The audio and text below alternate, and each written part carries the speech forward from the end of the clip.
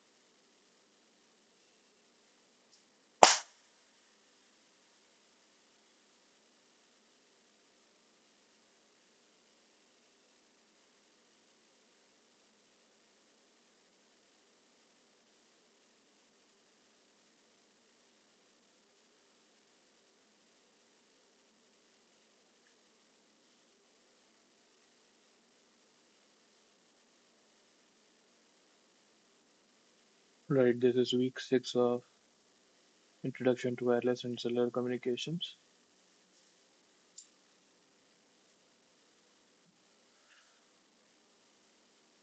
I'll be solving a few questions from your assignment.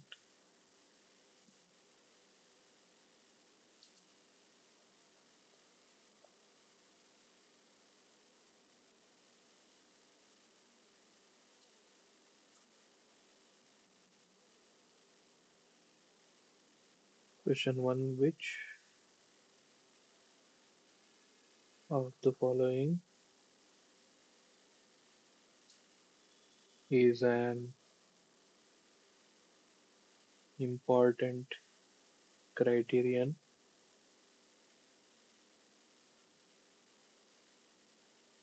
for a good wireless communication system?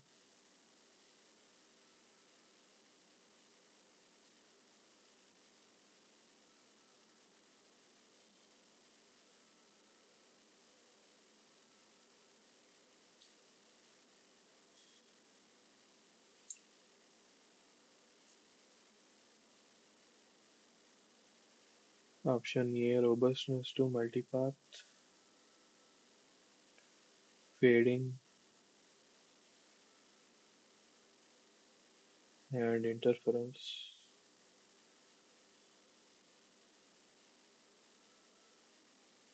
Option B, spectral efficiency.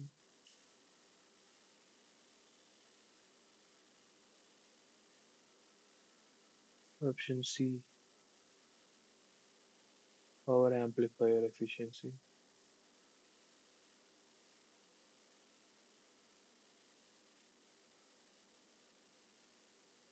D, all of the above.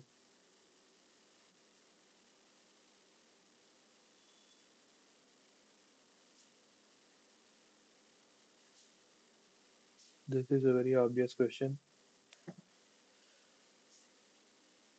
with a very obvious answer.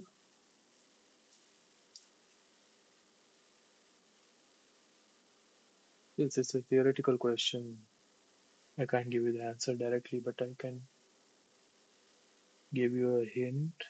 The hint is refer to lecture 20 notes and you'll find the answer there.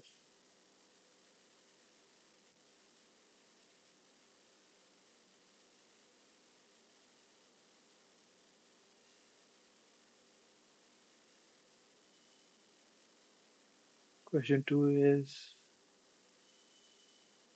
the PDF of Ricean distribution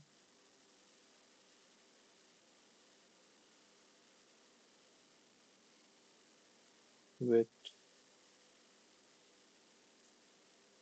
four different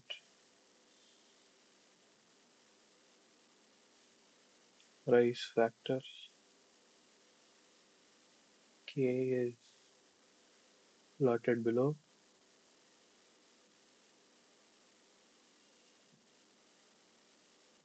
Which one of them is the smallest?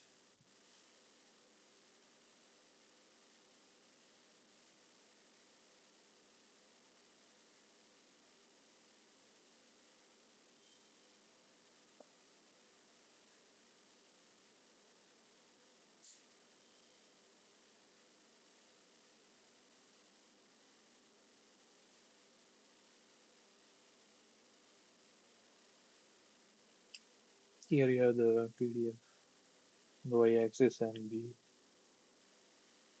amplitude on the x-axis.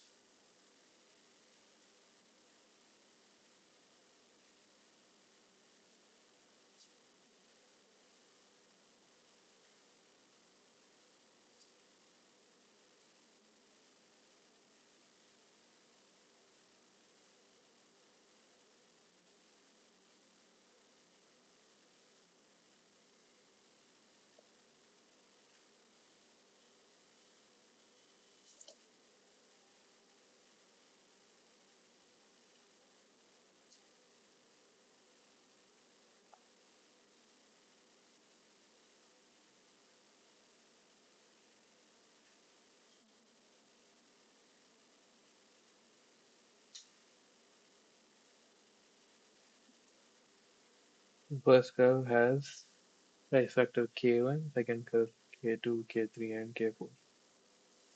So they're asking which one of them is the smallest. So obviously, here you have to know the trend. So if K value, the rice factor increases, is the mean value further away or is it closer to zero?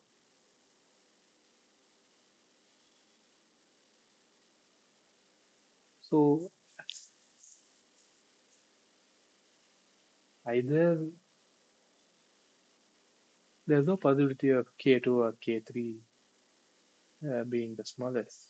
Either K1 is the smallest or K4 is the smallest. So if K1 is the smallest, that means as your race factor K increases, your distribution is more spread out and the mean value increases. If K1 is the largest, that means as your race factor decreases, then your distribution is more spread out.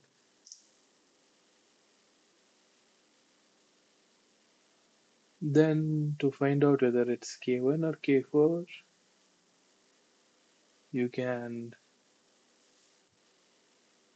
go and see lecture 23 notes.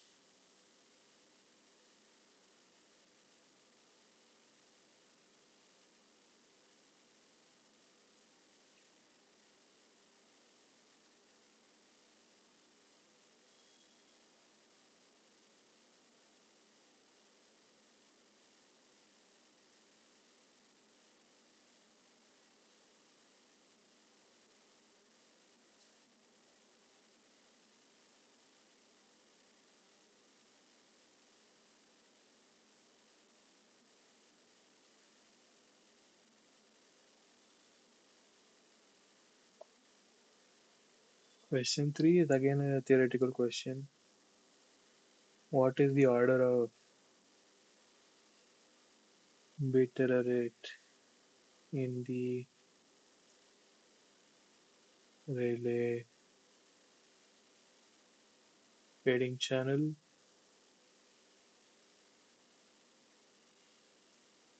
Assuming you have the same average SNR, so which modulation scheme is better to use?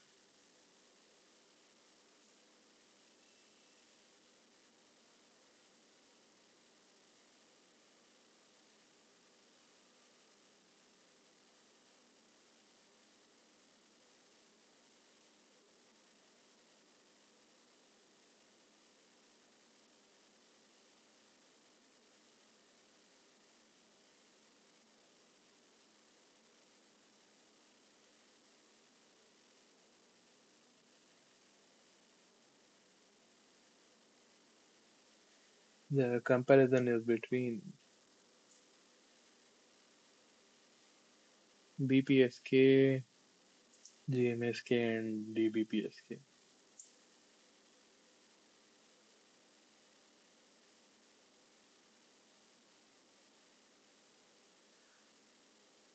Again, this is just a theoretical question. If you know, you know, that's all.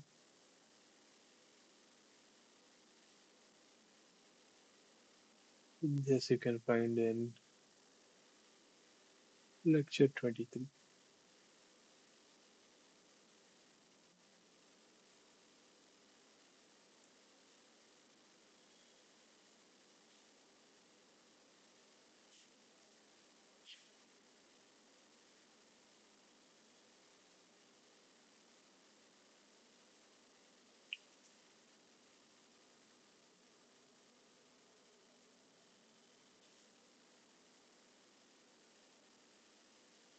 So for 4 and 5, you have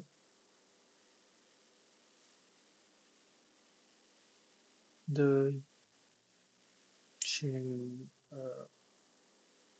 setup.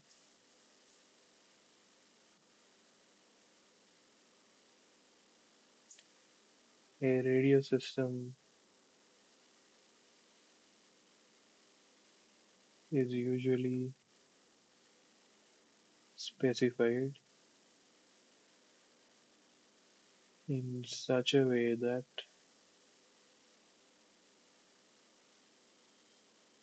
an RX should be able to handle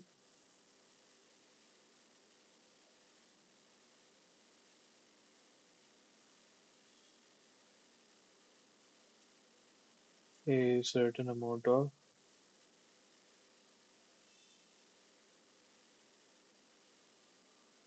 Doppler spread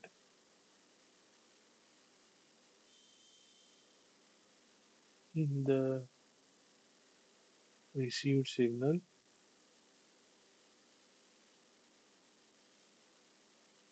without losing too much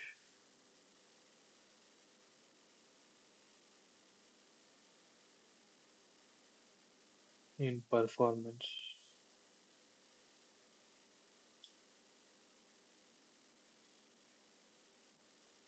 Assume that only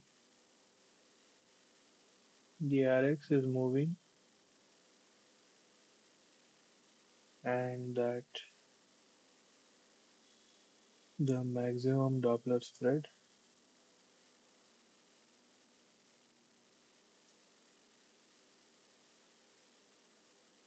is measured as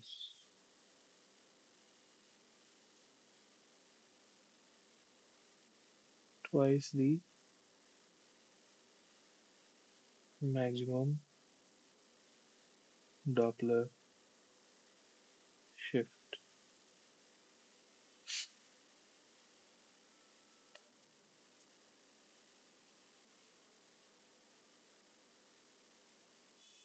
Further assume that you are designing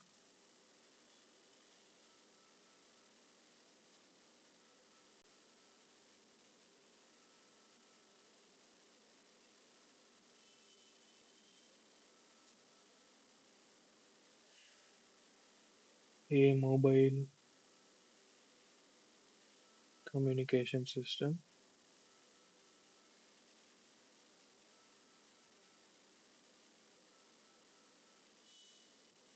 that should be able to operate at both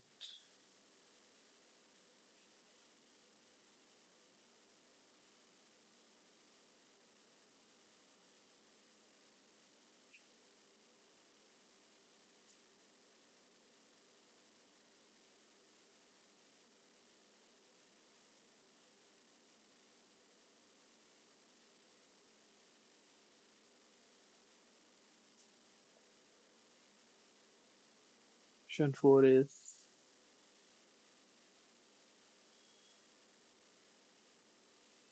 if you make the system capable of communicating when the terminal is moving at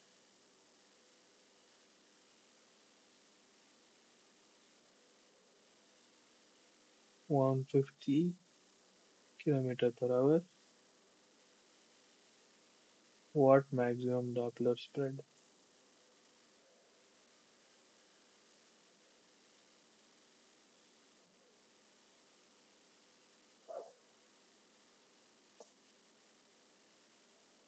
should it be able to handle?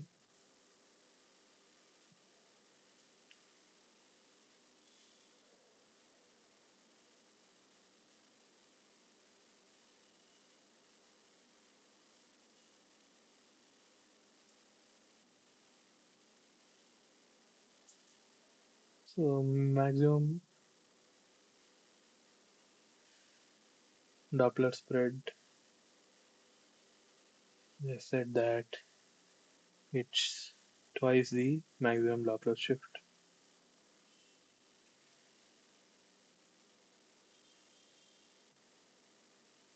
So it's two times maximum Doppler shift. Maximum Doppler shift is carrier frequency into V cos beta by C. Cos beta is maximum value of cos beta is 1. So it's Fc into V by C. There are two frequencies, 900 megahertz and 1800 megahertz. The maximum will be caused by the 1800 megahertz frequency. So the maximum Doppler spread is 2 into 1800. This is megahertz. So in hertz it's into 10 power 6. And velocity is given as 150 kilometers per hour. You have to convert that to meters per second if you want your answer to be in hertz. So it's 150 into 1000 divided by 3600. Speed of light is 3 into 10 power 8.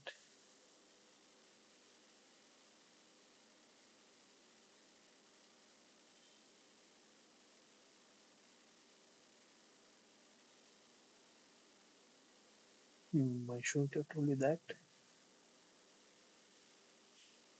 I will leave it at this part.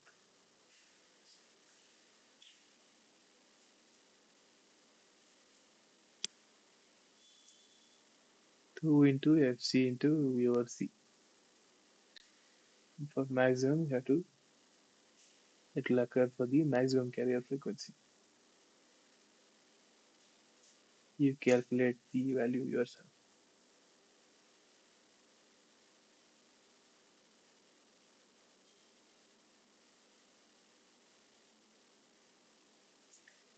Then question 5 says,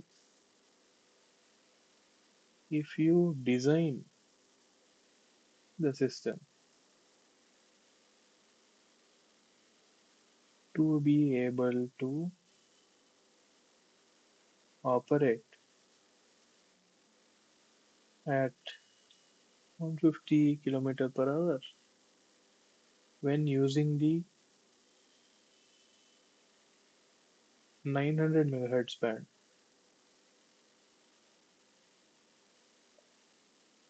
but you actually use at 1800 megahertz, then what is the maximum speed you can travel? Then at what maximal speed can you communicate if the 1800 megahertz band is used?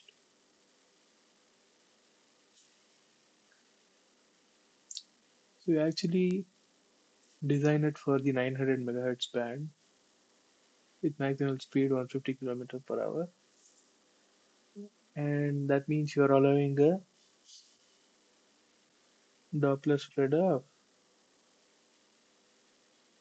2 into Fc into V over C when Fc is 900 and V is 150 km per hour. So you design the system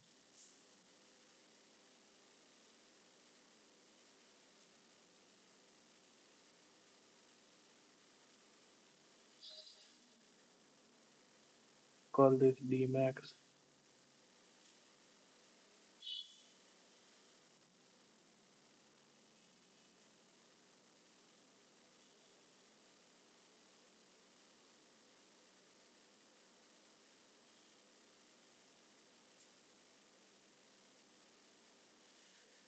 So you design a system assuming that your maximum Doppler is going to be Dmax. Then you actually use a band at 1800 megahertz. So your Dmax is already fixed. Now, if you are doubling your frequency, what does that mean? How much speed can you handle? So this Dmax is fixed, but now you are doubling your frequency, 1800 megahertz into, let's call it V nu divided by C.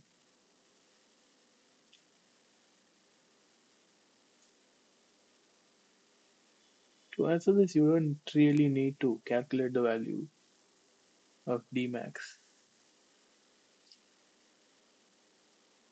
You just have to observe that the Dmax was designed assuming 900 megahertz, but now you double the frequency. So what should happen to the maximum velocity you can travel?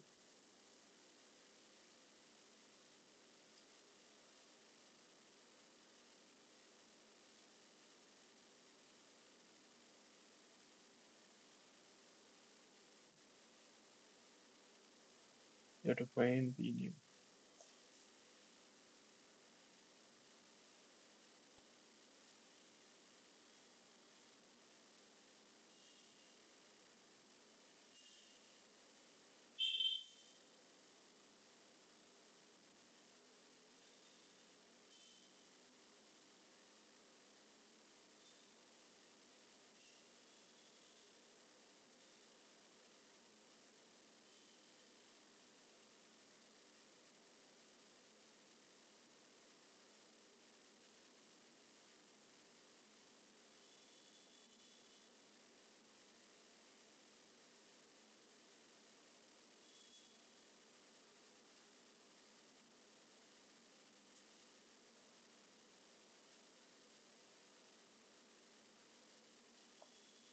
Okay, question 6. Let the probability of error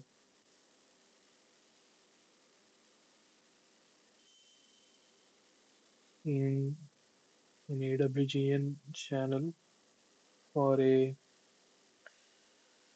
particular modulation type be defined as PAWGN is pi into e power minus 2 gamma,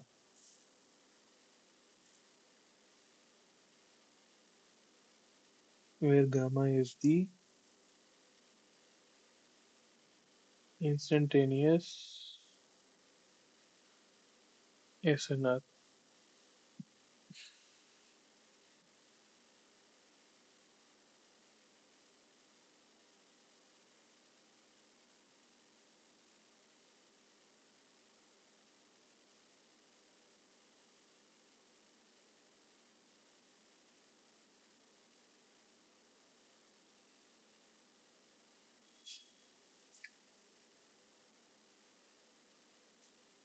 What will be the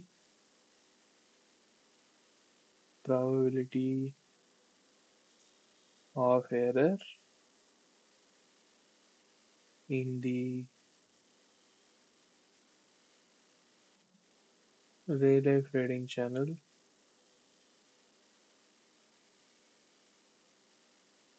with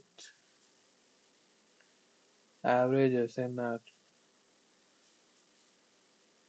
capital gamma is 12 dB.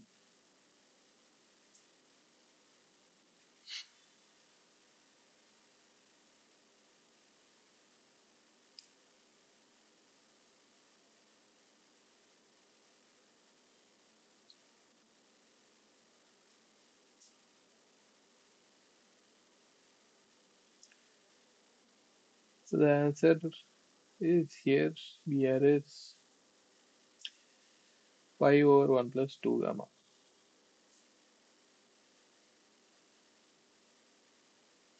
Okay, you'll have to go and watch the video lecture if you want to know how we get that. I don't remember which lecture it is.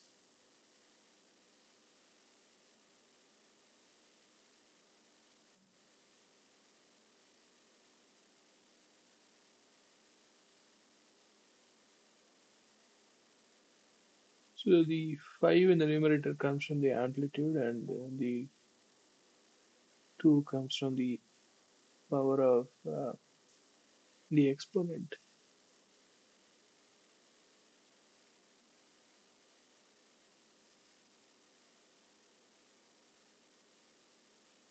Substitution you can do yourself.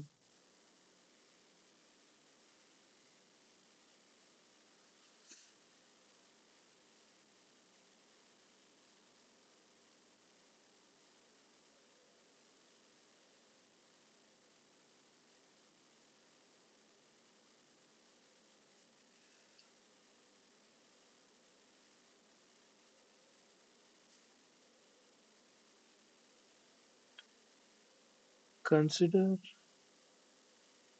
two users, U1 and U2. U1 is a pedestrian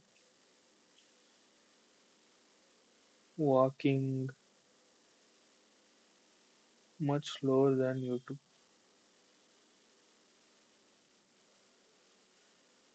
while U2 travels in a car at high speed.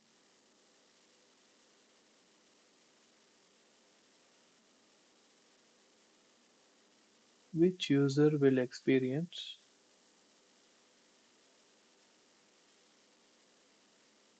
a highly correlated channel?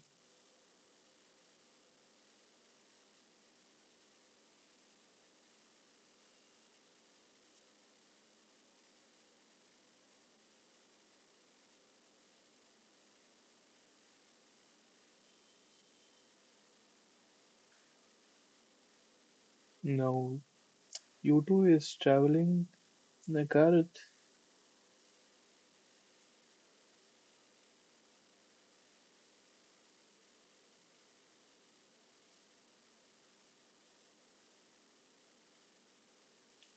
So U2 has a very high speed, U1 has a very low speed. What does that mean for the Doppler shift that they will experience?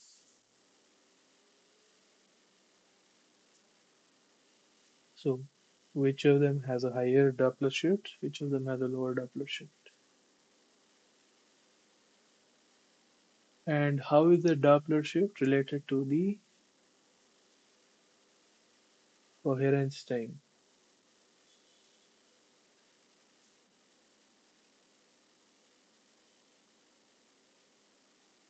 Does the coherence time increase if there is more Doppler, or does it decrease if there is more Doppler?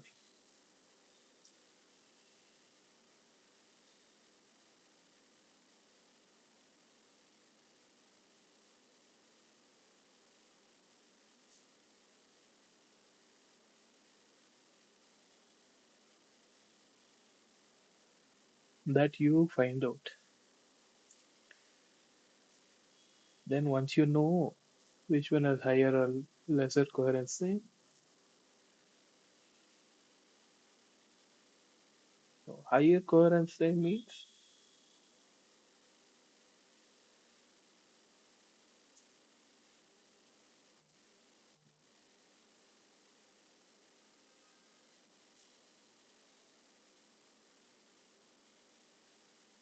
it's a more correlated channel.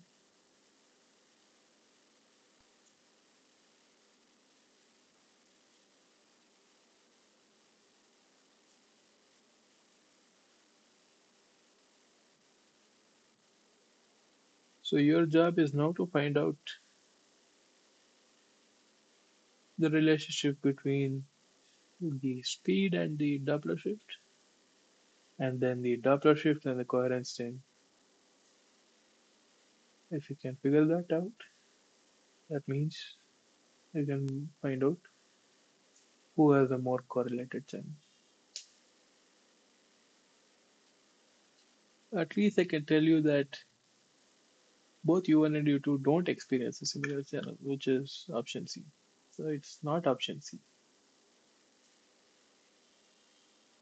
One of them has a higher, highly correlated channel, one of them does not.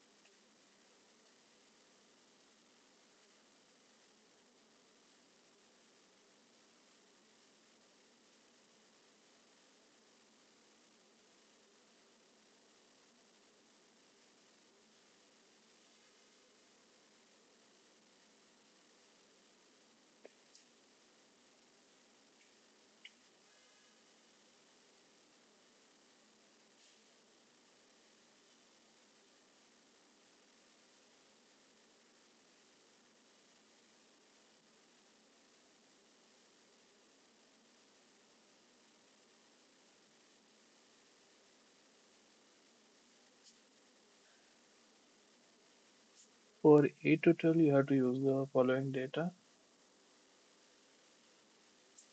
A user is moving at 100 kilometers per hour, and the base station is communicating with the user through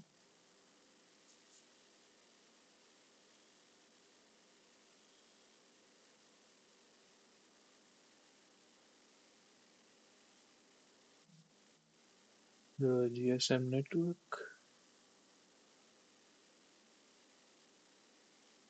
at frequency 2.7 gigahertz.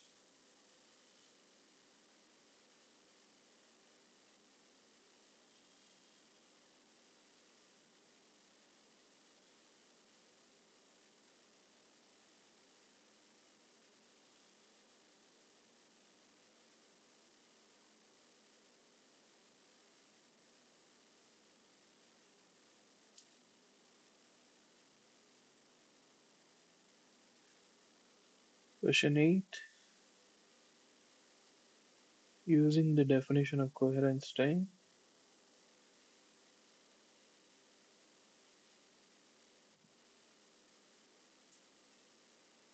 as the time duration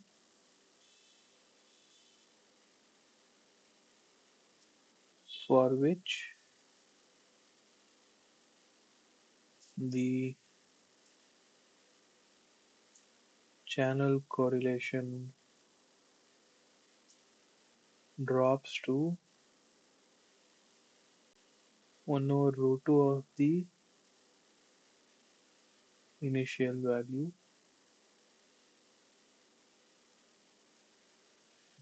which is 1. Find the coherence time of the channel.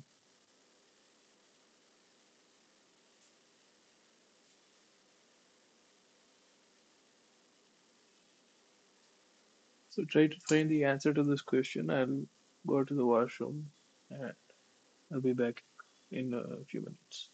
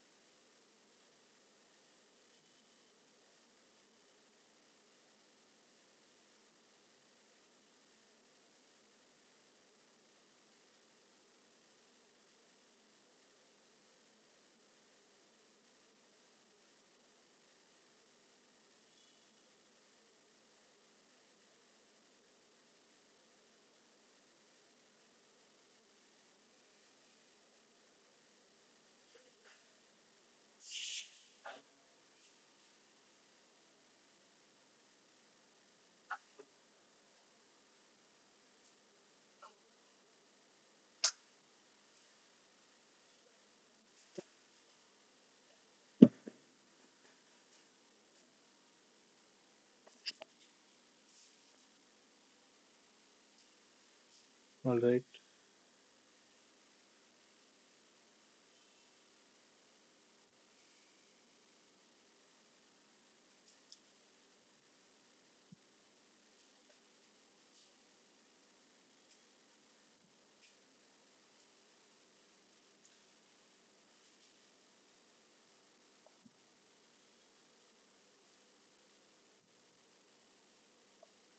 Here, first we have to find the Doppler, which is F into V divided by C,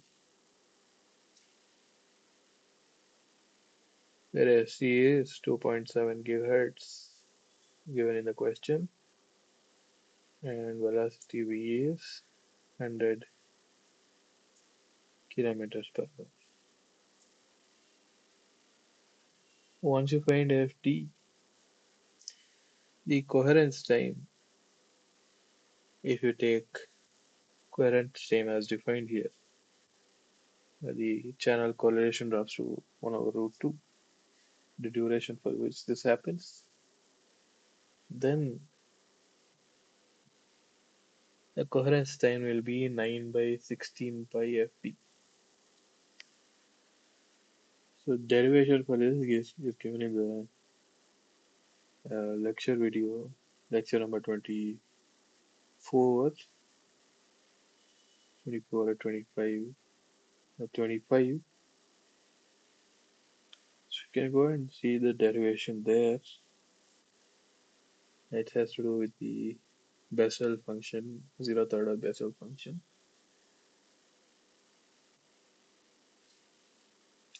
Then since you calculate the value of the Doppler Ft and then substitute and you'll get the coherence time.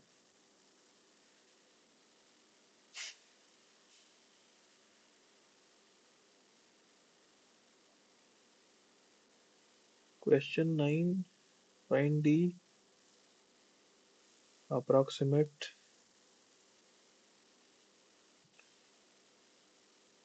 spectral widening. Let me write it down. Lectures 25. From 8 to 12, all of them, all the main derivations you can find in lecture 25. Find the approximate spectral widening at the receiver, assuming a single tap relay fading channel.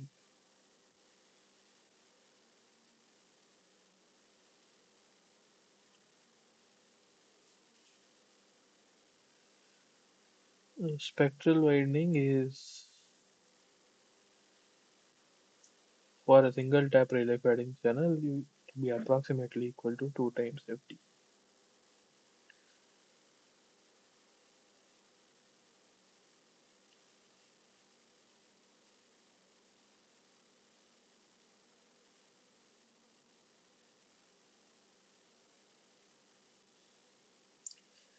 Next, it is decided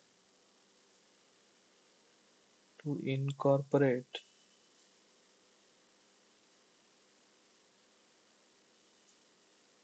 frequency hopping into the system.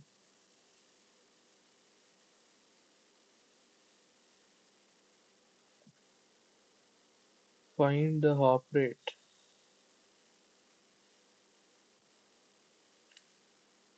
to avoid fades.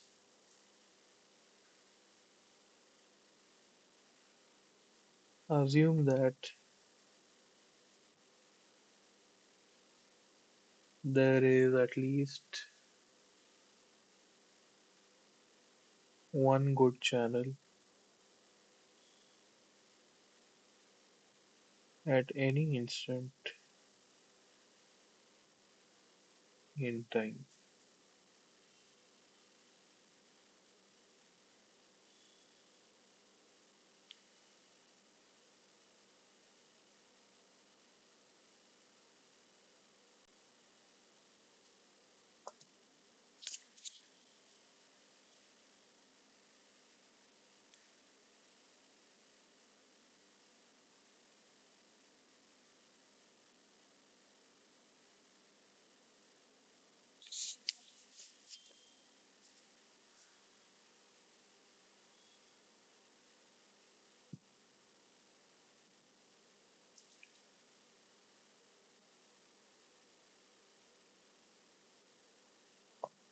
So we in the previous question we found in question 8 we found the coherence time, which is the time duration for which the channel correlation dropped to 1 over row 2. So to avoid fading, you have to hop at a rate which is the inverse of the coherence time.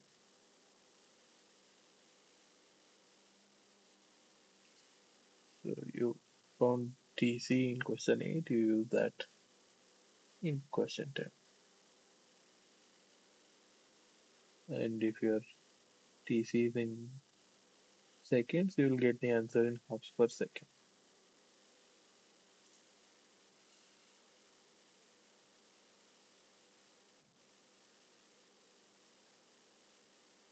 If the RMS voltage is set as the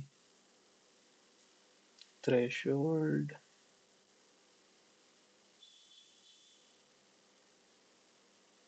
then find the maximum number of fades per second that can occur.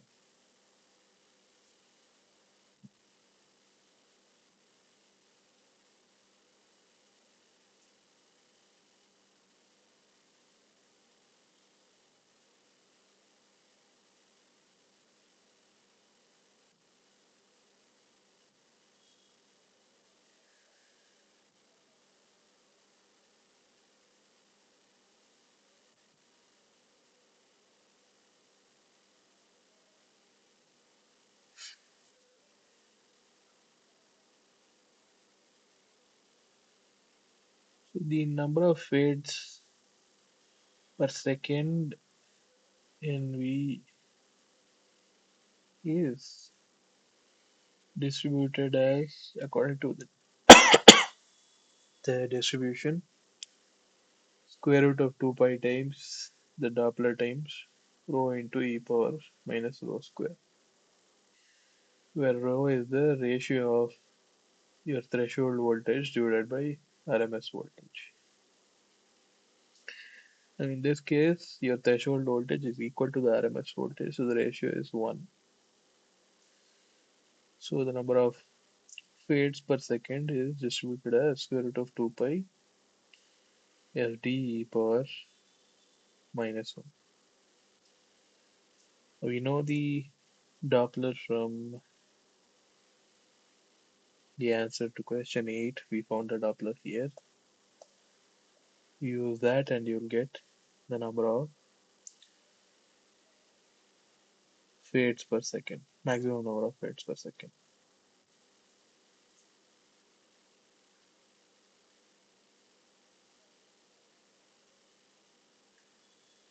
And again, if VRMS is set as the threshold,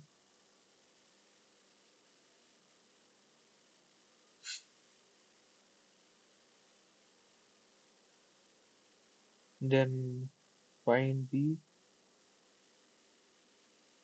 expected fade duration.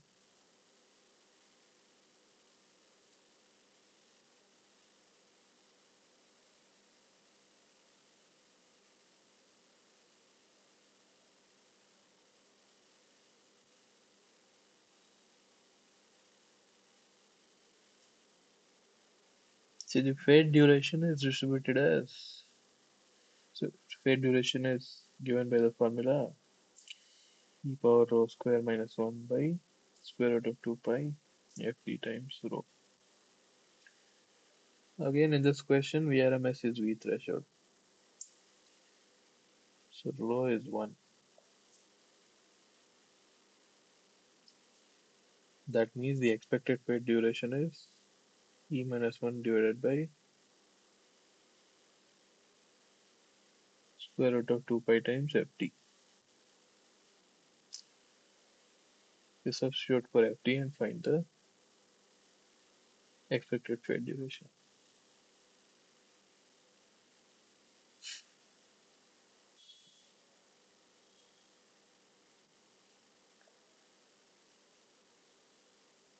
And for question 2, 13 to 16, you have to use the following data. The power delay profile for a channel is defined below.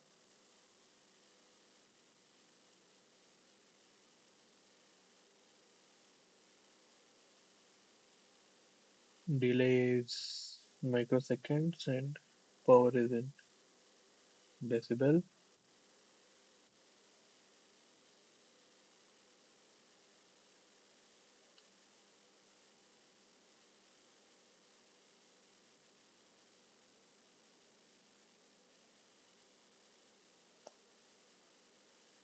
Question 13 asks you to calculate the mean delay in microseconds.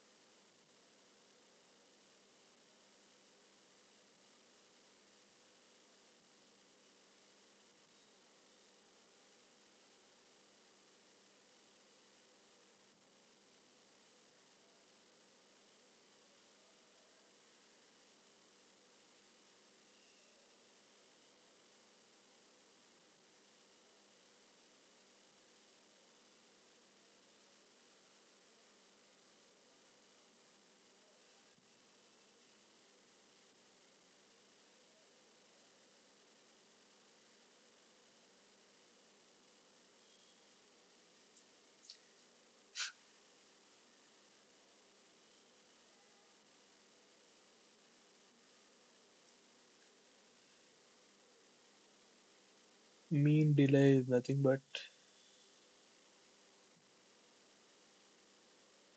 the weighted average of the delays with weights as your received power. Now the power you have to convert to power is in dB, you have to convert to normal units.